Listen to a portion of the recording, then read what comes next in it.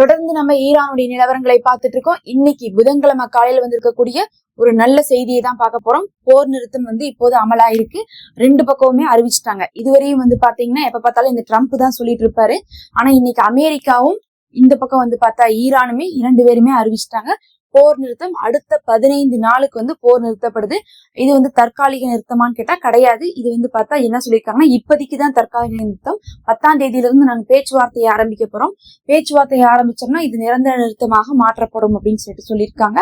அதே சமயம் நமக்கு எப்பயுமே இந்த அமெரிக்கா மேலையும் இஸ்ரேல் மேலையும் பெருசா நம்பிக்கையே இருக்காது. பேச்சுவார்த்தைன்னு சொல்லிட்டு தான் இவங்க தாக்கிட்டு இருப்பாங்க. அதனால இவங்க தாக்குறதுக்கான வாய்ப்பு இருக்கா அப்படிங்கறது பார்க்கும்போது நேத்து நைட்டு நடந்த ஒரு சிறப்பான சம்பவம் இருக்கு.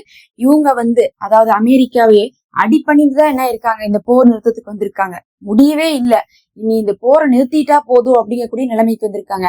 ஆயுதம் இல்லையா, ஆட்கள் இல்லையா, தரைப்படை உள்ள போக மாட்டேங்கிறாங்களான்னு கேட்டா எல்லாமே அவங்கள்ட்ட இருக்குது. அமெரிக்காட்ட ஆயுதம் இருக்குது, அதுக்கப்புறம் ஆட்கள் இருக்காங்க, அனுப்புறதுக்கு தரைப்படையெல்லாம் கொண்டு போயிட்டாங்க. ஆனா சூழ்நிலை சரியில்லை, இனி நம்மளால ஈரான்ட்ட மோத முடியாது அப்படிங்கக்கூடிய ஒரு நிலைமை வந்தனாலதான் அமெரிக்கா என்ன பண்ணுச்சு, நேத்து நைட் ஒரு பெரிய அழுத்தம் கொடுத்திருந்தாங்க. நாங்க உங்களுடைய எல்லா பாலங்களையும் தகர்ப்போம், உங்களுடைய ரயில்வே ஸ்டேஷனை தகர்ப்போம், அதுக்கப்புறம் பார்த்தா ஒரு நாட்டுடைய பேசிக்காக இருக்கக்கூடிய பொதுமக்களுடைய கட்டமைப்புகள் எல்லாமே தகர்ப்போம்னு சொல்லியிருந்தாங்க. அப்படி சொன்னதுக்கு காரணமே என்னன்னா, அந்த பேச்சுவார்த்தைக்கு ஒத்துழைக்கணும் அப்படிங்கிறதுக்காகத்தான் அந்த மாதிரி ஒரு மிரட்டி இருந்தாங்க. அந்த சமயத்துல ஈரானுடைய பெசக்சியான் அவர்கள் என்ன சொன்னாங்கன்னா, எங்களுடைய 14 லட்சம் மக்கள் தேசத்துக்காக உயிர் கொடுக்கவும் தயாரா இருக்காங்க, அதுல நானும் ஒருத்தன், அதனால உங்களுடைய மிரட்டலுக்கெல்லாம் நாங்க அடிபணிய மாட்டோம்னு சொல்லியிருந்தாங்க. சொன்னதுக்கு பிறகு இரவு நேரத்துல நேத்து ஃபுல்லா 8 மணில இருந்து என்ன பண்ணிட்டாங்கன்னா, நைட்டு தாக்குதல் நடக்கும், விடிய என்ன ஆக போகுது பாருங்கன்னு சொல்லிட்டு எல்லாம் பயப்படுத்தி வச்சிருந்தாங்க. அதனால உலகமே என்ன இருந்துச்சு, நேத்து என்ன நடக்க போகுதுங்கிற ஒரு பெரிய அச்சத்தோடு தான் இருந்துச்சு. ஈரான் மக்களும் யாருமே பாத்தீங்கன்னா இரவு நேரத்துல நேற்று தூங்கி இருக்க மாட்டாங்க. அந்த சமயத்துல என்ன ஆச்சுன்னு பாத்தீங்கன்னா, அங்க இருக்கக்கூடிய மக்கள் எல்லாருமே 14 லட்சம் மக்களும், குழந்தைகள், பெரியவர்கள், வயசானவங்க எல்லாருமே என்ன பண்ணிருக்காங்க, சாலைகள்ல இறங்கி எந்த இடத்தெல்லாம் அமெரிக்காவும் இஸ்ரேலும் அடிப்போம்னு சொன்னாங்களோ, சொன்னது இஸ்ரேல் தான் ரயில்வே ஸ்டேஷன்ல அடிப்போம்னு சொல்லியிருந்தாங்க. அவங்க சொன்ன அதே பாலத்தை, அவங்க சொன்ன அதே ரயில்வே ஸ்டேஷன் இருக்கக்கூடிய ஏரியால எல்லா பக்கமுமே பொதுமக்கள் இறங்கி என்ன பண்ணிட்டாங்க, கைகோர்த்து நின்னுட்டாங்க. கைகோர்த்து நிக்கிறாங்கன்னா ஒரு பெரிய செயின், ஹியூமன் செயின் ஃபார்ம் பண்ணிட்டாங்க. பொதுவா என்ன பண்ணுவாங்கன்னா, அதிகமான மக்கள் இருக்கக்கூடிய இடத்துல தாக்குதல் செய்யக்கூடாது. அதனால என்ன பண்ணிருக்காங்க, ஈரான் பாருங்க, இஸ்ரேல்ல ரூல்ஸே ஃபாலோ பண்ண மாட்டாங்க. இருந்தாலும் இஸ்ரேல் ரூல்ஸ் ஃபாலோ பண்ணாம அடிச்சா கூட அடிச்சுட்டு போறான். ஆனா நம்மளுடைய தேசத்தை நம்ம விட்டு கொடுக்க கூடாதுன்னு சொல்லிட்டு யாருமே போய் ஒளியில எல்லா மக்களும், குழந்தைகள், பெரியவர்கள்னு சொல்லிட்டு எல்லாரும் ஒன்னா போலாம் வாங்கன்னு சொல்லிட்டு சாலைகள்ல இறங்கி கை கோத்து இரவு முழுவதும் அவர்கள் என்ன பண்ணிருக்காங்க, அவங்களுடைய ஒற்றுமையை காமிச்சிருக்காங்க. அதை பார்த்து இன்னைக்கு உலக நாடுகளே வியந்திருக்கு. உடனே பிரான்ஸ் ஆகட்டும், இன்னும் ஐரோப்பிய கண்ட்ரிஸ் எல்லாம் என்ன பண்ணிட்டாங்கன்னா, அப்படி நீங்க அடிக்க கூடாது, அப்படி அவங்களுடைய ஒரு கண்ட்ரியுடைய இன்ஃப்ராஸ்ட்ரக்சர் எல்லாம் அடிக்கிறது தப்புன்னு சொல்லிட்டு நாங்க இதை ஏத்துக்க மாட்டோம்னு சொல்லிட்டு அறிவிப்பு கொடுத்திருந்தாங்க. அது இல்லாம கனடாவுடைய பிரைம் மினிஸ்டர் சொல்லிட்டாங்க, ஒரு நேர்மையான ஒரு நாடு, ஒரு தலைவர் என்ன பண்ணுவாங்கன்னா ஈரானுடைய துணை தான் நிற்பாங்க, அமெரிக்காவுக்கு இதுல சப்போர்ட் பண்ண மாட்டாங்கன்னு சொல்லிட்டு முதலாக கனடா என்ன பண்ணிருக்காங்க, வாய் திறந்திருக்காங்க.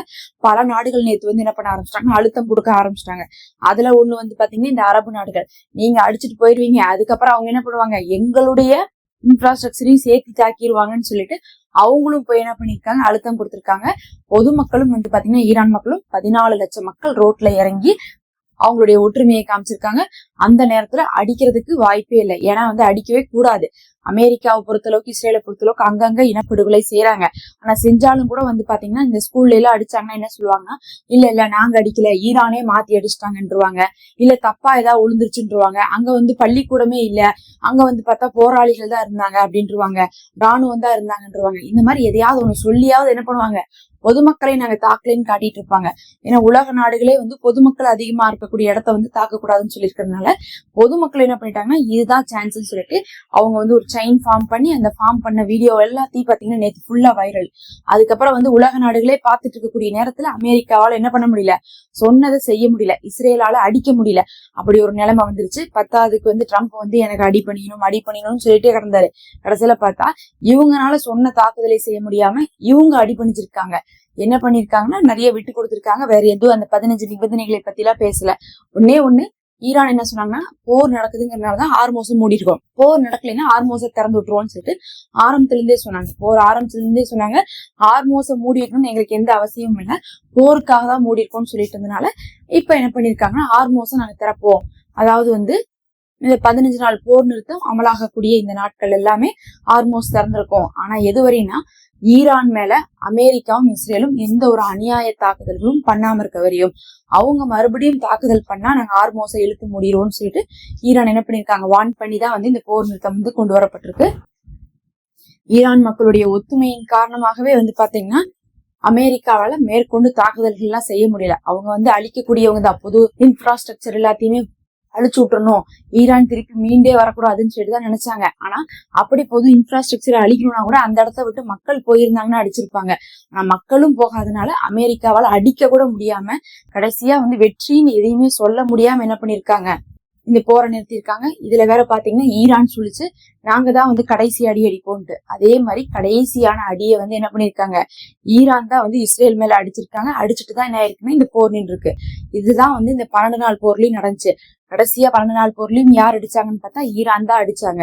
ஆரம்பிச்சது நீங்க, முடிக்கிறது நாங்களா தான் இருக்கும் அப்படின்னு சொல்லிட்டு கடைசி அடியை அடிச்சுட்டு தான் வந்து அப்பவும் 12 நாள் போரும் நின்றுச்சு. அதே மாதிரிதான் இப்பயும் நின்று இருக்கு. இப்படிதான் நம்ம 12 நாள் போர் நடக்கும்போது நம்ம பார்த்திருப்போம். திடீர்னு ஒரு நாள் தூங்கி எந்திரிக்கும் போது என்ன ஆகுது, காலையில வந்து போர் நிறுத்தம் அமலாயிருச்சுன்னு சொல்லிட்டு தகவல் வந்துட்டு இருந்துச்சு. ஏன்னா அமெரிக்கா என்ன பண்றாங்க, இதுக்கு மேல நம்மளால சமாளிக்க முடியாதுன்னு சொல்லிட்டு போரை நிறுத்துறாங்க. அதே நிலைமை தான் இப்பயும் வந்திருக்கு. நடுவுல யார் மத்தியஸ்தனம் பண்ணாங்கன்னு பார்க்கும்போது பாகிஸ்தான் தான். எல்லாரும் பாகிஸ்தானை ரொம்ப கேலி கிண்டல் எல்லாம் பண்ணாங்க, இவங்க எங்க போய் போரை நிறுத்த போறாங்க அது இதுன்ட்டு. கடைசியில பார்த்தா பாகிஸ்தான் என்ன பண்ணிட்டாங்க, போர் நிறுத்தத்தை வந்து தற்காலிகமா இப்போதைக்கு பேசி நிறுத்தி இருக்காங்க. ரெண்டு பக்கமுமே ஈரானும் அமெரிக்காவும் வந்து பாகிஸ்தானுக்கு நன்றி செலுத்தி இருக்காங்க. அதே சமயத்துல இஸ்ரேல் வந்து பாத்தீங்கன்னா இன்னும் லெபனான்ல தாக்குதல் செய்துட்டு தான் இருக்கிறாங்க. இதெல்லாம் இல்லாம அமெரிக்கால இருக்கக்கூடிய செனட்டர்ஸ்ல இருந்தே என்ன பண்ண ஆரம்பிச்சிட்டாங்க, பேச ஆரம்பிச்சிட்டாங்க ட்ரம்ப பத்தி. எப்படி இவர் வந்து இன்னொரு நாட்டுடைய இன்ஃப்ராஸ்ட்ரக்சரே அழிப்போம், ரயில்வே ஸ்டேஷன் பாலம் எல்லாம் அழிப்போம்னு சொல்லிட்டு இவர் வந்து சொல்லலாம், இது வந்து தீவிரவாதத்தனம் தானே, இவர் என்னமோ வந்து ஈரான் மக்களுக்கு சுதந்திரம் வாங்கி தரோம்னு சொல்லிட்டு அங்க மக்கள் கஷ்டப்படுறாங்கன்னு சொல்லிட்டு போற ஆரம்பிச்சாரு. கடைசியில பார்த்தா இவங்க செய்யக்கூடிய காரியம் எல்லாம் என்னது, அதே மாதிரி அங்கிருந்து வந்து அணுகுண்டு போட்டுருவாங்க, அணு ஆயுத தாக்குதலை பண்ணிடுவாங்களோன்னு பயமா இருக்குன்னு சொல்லிட்டு இவங்க போய் ஒரு நாட்டவே அழிக்கிறதுங்கிறது ஏத்துக்கொள்ள முடியாதுன்னு சொல்லிட்டு அமெரிக்காவை சேர்ந்தவர்களே என்ன பண்ண ஆரம்பிச்சிட்டாங்க, நேத்தெல்லாம் பேச ஆரம்பிச்சிட்டாங்க. அந்த அளவுக்கு வந்து பார்த்தா இருக்கிற இடம் கூட தெரியாம ட்ரம்ப் என்ன பண்ணிருக்காரு, அறிவிப்பு கொடுத்திருக்காரு. எல்லா ரூல்ஸையுமே வயலேஷன் பண்ற அளவுக்கான தாக்குதலுக்கான அறிவிப்பையும் வந்து கொடுத்ததுனால இப்போது ஈரான் மேல இருந்த குறைகள் எல்லாமே போயிருச்சு. ஏன்னா அமெரிக்கா தான் இப்படி அத்துமீறுது அப்படின்னு சொல்லிட்டு மக்களுக்குமே இப்ப தெரிஞ்சிருச்சு. இத்தனை நாளா போய் பேசிட்டு இருந்தாங்க, அத்தனை மக்களும் ரோட்ல இறங்கி இருக்காங்கன்னா உயிருக்கு பயப்படாம அந்த நாட்டுடைய அரசாங்கம் அவங்களுக்கு எவ்வளவு ஒத்துழைச்சிருக்கும் அதை விட்டு போட்டு அந்த அரசாங்கமே அவங்களுக்கு கெடுதல் செய்து அடக்குறாங்க முடக்குறாங்கன்னு சொல்லிட்டு இத்தனை நாள் வந்து காதுல பூ சுத்திட்டு இருந்ததெல்லாம் வந்து மோசமா போச்சு. இதுல எல்லாமே ஓகே. ஆனா வந்து இந்த 15 நாளுக்குள்ள தாக்குதலை வந்து ஈரான் அமெரிக்கா செய்யாம இருக்கணும். அதுக்கு பிறகு வந்து இந்த போர் நிறுத்தம் அப்படிங்கிறது நிரந்தர நிறுத்தமாக மாற்றப்படணும். 12 நாள் போர் நிறுத்தம் வந்த போது கூட வந்து பாத்தீங்கன்னா திரும்பவும் என்ன பண்ணல, இஸ்ரேலோ இல்ல அமெரிக்காவோ தாக்கல. ஏன்னா வந்து ஈரான்ட்ட அடி வாங்க முடியாம தான் இவங்க போய் நிறுத்திருக்காங்க. அதனால காசா விவகாரத்துல நடந்த விஷயமும் ஈரான் விவகாரத்துல நடக்கக்கூடிய விஷயமும் ஒண்ணு கிடையாது. அதனால இது வந்து நிரந்தர நிறுத்தத்துக்கு போகும்னு சொல்லிட்டு எதிர்பார்க்கப்படுது. பொறுத்திருந்து பார்க்கலாம். நேத்து நைட்டு நடந்த ஒரு சில தாக்குதல்கள் இருக்கு. கடைசியாக ஈரான் எப்படி அடிச்சுச்சு அப்படிங்கக்கூடிய விஷயம் எல்லாம் வெளியே வந்திருக்குது. அதை நம்ம அடுத்த ஒரு காணொலியில சந்திப்போம். அதை நம்ம அடுத்த ஒரு காணொலியில பார்க்கலாம். மறக்காம சப்ஸ்கிரைப் பண்ணிக்கோங்க.